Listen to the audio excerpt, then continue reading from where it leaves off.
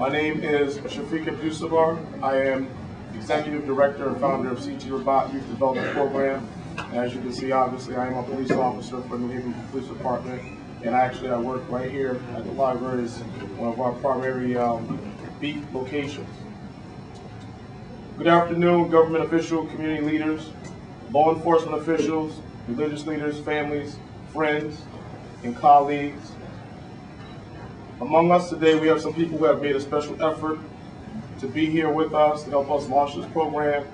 Behind me, as well as in front of me, as we like to call it, this is the village. These are all the people here that have come together with one purpose in mind, and that is to help and aid in the development of youth. There's no single one person that's bigger than the next that can do this mission, because it's a big task. So today, we would like to thank everyone for coming out, taking time out their schedule. We know everybody's busy. We know there's some place else that you could have been other than here today. So we thank you for coming out and being with us. Just want to give you a brief introduction about the CT Ribat program. CT stands for Connecticut, and Ribat is the Arabic word for retreat, spiritual, mental, and physical retreat, which allows a person to get away from the hectic lifestyle, go away, think about what they're doing with their life, and hopefully come back with a better plan. We founded this program 4 years ago in the Dixon Avenue area. We believe it is the epitome of community-based policing. 60% of the volunteers and staff that are involved in this program are active law enforcement officers, all who are members of the New Haven Police Department. We also work in conjunction with other officers nationally throughout the country. This summer we saw a startling reduction in gun violence in Dixon of 400% amongst the teenage population 19 and under. We had a 75% reduction in incarceration of youth in the ages of 17 years and under, as well as a 40% reduction in parole and probation for these same students.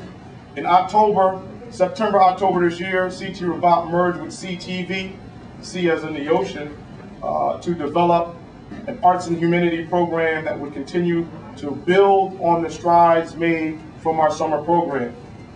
We designed this program specifically to take place in an urban library such as Stetson, and our long-range goal is to see that this program can be adopted by other libraries. The name of this project is called Gateway to National Prominence. CT Ribat sought out to find resources in the New Haven County area which would continue to aid students in dealing with interpersonal conflict, which is the #1 cause of violence amongst teens. The cause of interpersonal conflict is the inability for students to communicate effectively with themselves, other teens, as well as adults. Gateway to National Prominence will offer students the highest level of life skill training in the area of communication through the application of multimedia arts. It will enable students to view life from a global perspective, and who could better teach them these skills than a communications professor for Southern Connecticut State College, who is also the executive producer and founder of CTV, Chip Crawford. Hi, first I'll give you a really quick idea on how we came up with this concept. Anika Banton is also my partner at CTV, just right here, and I was very much affected by the deaths of Joanna Coles and Justice Suggs, and we decided to produce a documentary about that. It's going to be about a year's project working on it right now. But in the process of doing that and working with the documentary and coming up for the Dixwell area and other areas of town, we noticed how the youth around the area were very curious about what we were doing. They were coming up and they wanted to look at our cameras, and we let them do some shooting. And I started thinking, and Anika and I started talking about it, they're really curious. They love video, they love electronic media, and in areas like this, there's not a lot of access to that. There's not a lot of access to cameras and computers and all the equipment, even though the cost of it is getting to be very reasonable. So, and then one day I'm downtown at Dunkin' Donuts, and I see a police officer in Dunkin' Donuts downtown, and I'd been doing some investigating in the course of research for the documentary, and I'd heard about Shafiq's programs, and he had really the most effective program in the community for dealing with youth at risk. And so I looked at the police officer and said, "Do you know Shafiq?" And he looks up and says, "I'm Shafiq." Oh, okay. So and I had some friends waiting for me on the car, and we're talking, and it's 10, 15 minutes. My friends are going, "Come on, come on, come on." And Shafiq and I hit it off really well, and so I wanted to interview him for the documentary, so he came here and we interviewed him, and we started talking about this concept, and he goes, "Yeah, this is really good. We ought to do this." And then Dr. Wellborn here with the library, and Diane had the foresight and vision to say, "Hey, maybe you could do this here, or you could put it here in the library, and we can teach at the youth at risk how to produce video programs, computer graphics, and digital photography and things like that." So we wrote up a proposal and started working on it, and it's one of those projects that all of a sudden kind of starts coming at you. And everybody was just very excited about it. Everybody we've talked to has been very excited. The funding has been coming along. We can always use more money, by the way. But the funding has been coming along quite well. I have students at Southern who are volunteering like crazy. They want to be part of the project, and they want to do internships to help out with the students and mentor the students. There are 3 right here, if you raise your hands, that came by today that are going to be working on the project. And I have more that couldn't make it. We're getting close to finals at Southern. They're getting rather busy. But back to the program, the computer graphics program. It's become much easier to produce video productions and do computer graphics and things like that. The software has become easier and less costly to use, and it's simplified the process. But in order to make a good, for instance, like in word processing, it's easy now to type out and write a book or something like that, but you have to be a good writer in order to write a novel and write a good, a good document or an article. You also, with all this, this is not about the hardware. We want to teach the students how to tell their stories and how to express themselves and achieve their artistic expression. And not only that, it gives them not just something to do to keep them off the streets and to keep them occupied and giving them meaningful activity, which it really does, but it also gives them a career path and gets them interested in going to college and gives them skills that they can use to go on and work for the media, Channel 30, Channel 8, and WLI, and all the great, wonderful media that are here. So it gives them those opportunities and gives them a life direction. And we call this program Gateway to National Prominence because I believe that we're going to find a lot of talented students out there in this area, and we want to expand this to other areas. They're going to be, we're going to open up their minds. Michael Jordan was in high school, was a pretty good basketball player, but it wasn't until somebody told him he was really good and should go on that he went on. Otherwise, we may never have heard about Michael Jordan. Same thing here. We're going to find the next Spike Lee. We're going to find the next Martin Scorsese, the next Steven Spielberg. We're going to find some great students that I think will go on to national prominence, and we're going to give them that opportunity. And who deserves it better? The children in this area have been under a lot of stress.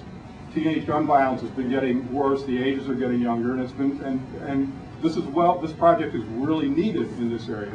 It's direly needed, and it's the kind of thing that can really make a difference in these kids' lives. It's cost effective. It costs $158 billion a year as it costs nationally for teenage gun violence right now. And in New Haven, it's probably costing tens of millions of dollars. And if we can just save one life, 2, 3, 4 lives, this program is going to be more than worth the cost. And it's a program that's needed now. It's right for the times, and we've got some great concepts, and I think it's going to be really incredible. We're going to change lives. We're going to make a difference, and we're starting it right now, and we're letting you know about it. So thank you, and we'll take it from there. Now the good part. And I was not eating a donut. That's Dunkin' Donuts. Just checking out a complaint there. All right. Next, what we would like to do is recognize some very, very special individuals. These people are and have been the bedrock of this program. And I can honestly stand here and say that since day one, when we brought this program out of the closet in June of this year and began to run it, and very apprehensive and nervous about how the community would respond and how well we could organize it and would it do what we asked for it to do. I have never, any of these individuals sitting here that I'm about to announce and bring up today, not one time have I ever not gotten a phone call back or a meeting request or even funding requests.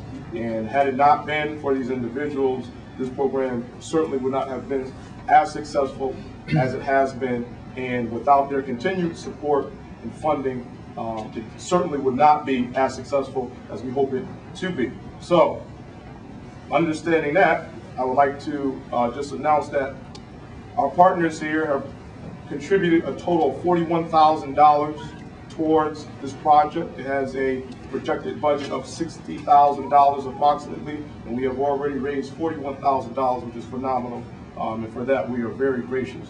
And coming up first to the podium, I'd like to bring up our very own Honorable Mayor John DeStefano Jr. Respect, enthusiasm, and passion, and that's why I'm here.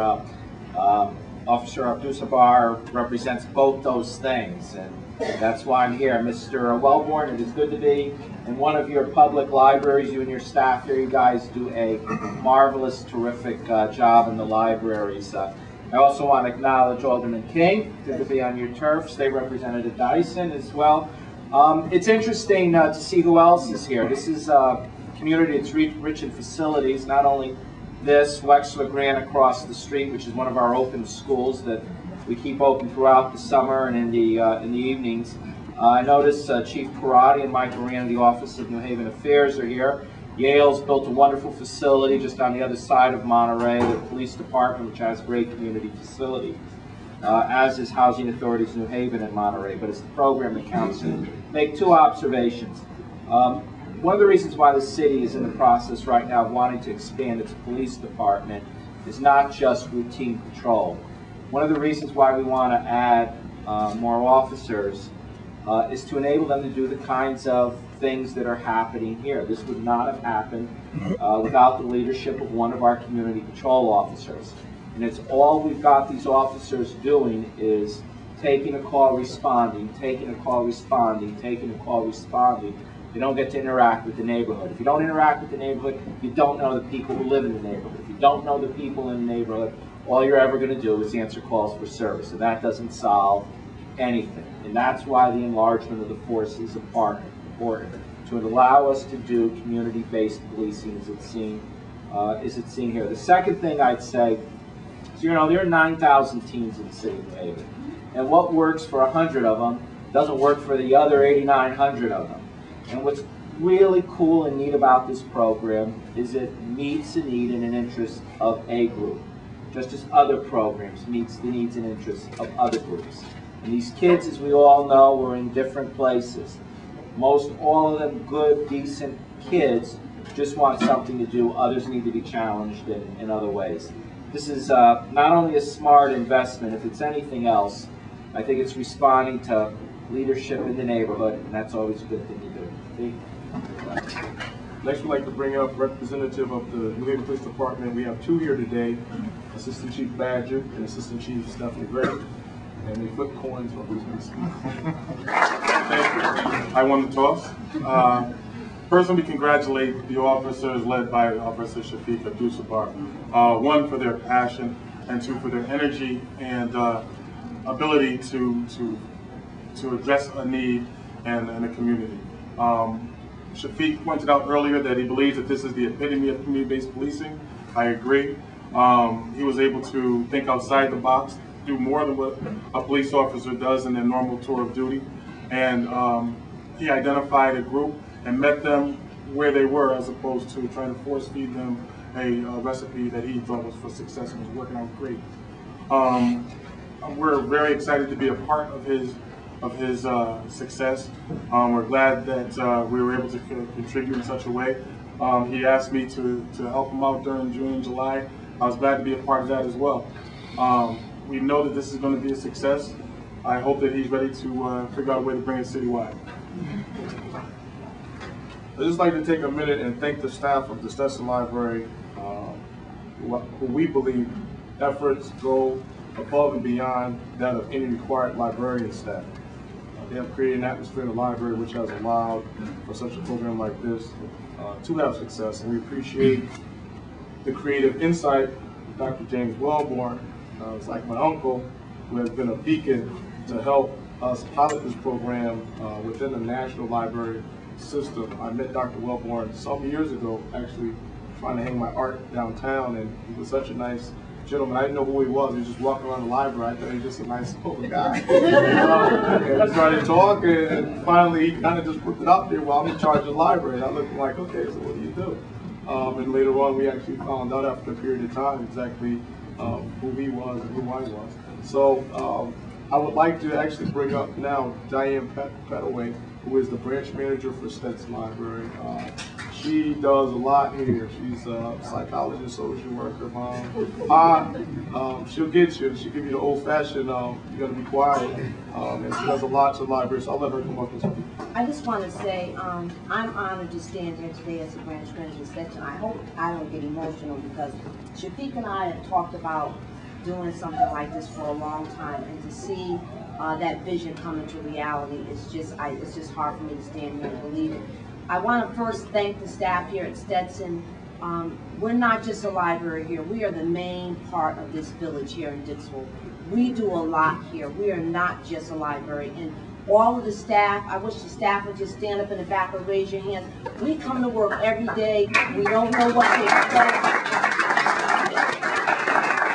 We deal with children when they get good grades. We deal when they come up and ask a math question. We deal when their brother got shot. We deal with when their mother went to prison. We deal with when their father got shot and killed, or when someone went to prison. We deal with someone in the family has AIDS. They come here to the library and they share it with us. So we are more than just a library here at Stetson. And I want to say that because it's important. We are on the front line every day. And for those individuals that say community policing does not work, community policing works here in this neighborhood. I see Sergeant Duff, I see Carl Meyer, Officer Shafiq, and all the other officers that have been here at Stetson. We don't call 6316 Mayor, we don't call 911, we have their cell phone numbers.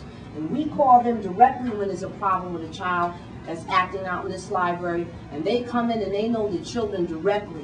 No one gets jacked up, as the kids were saying here. The officers will take the children into my office and they will talk to them. If need be, they will take them home to their parents or their grandparents. So I get emotional, like to say, I like to thank the officers for the fine job that they do, because we never know what we're going to walk into when we come to Stetson every day, but we do it knowing that we have the support and the backup from the police officers that are in this neighborhood. So I think we should give them another round of applause.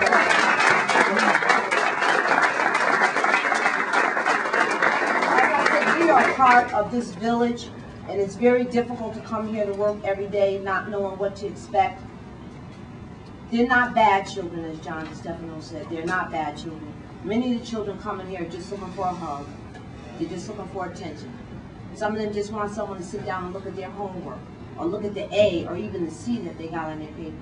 And that's what we come to work for here every day. And I got to admit, there are days when I am challenged. As Shafiq said, I'm the aunt, I'm the grandmother, I'm the mean mother, I'm the good mother. Whatever you want to call it, we just do what we have to do every day.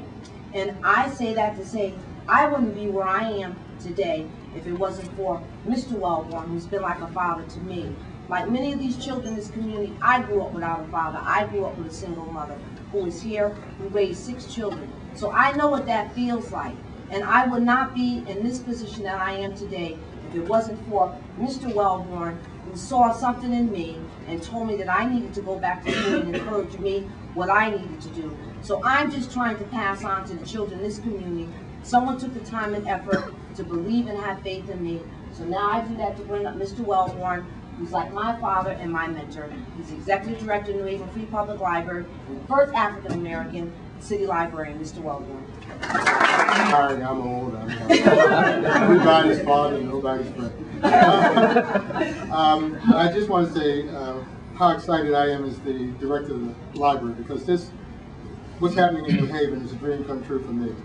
This is what I think libraries used to be about and should be again. They are basically community institutions. The heart is in the neighborhoods. The branches are in the neighborhoods. We should need more branches, not less. I've asked my librarians to be outreaching and open to any and everything the community wants to do.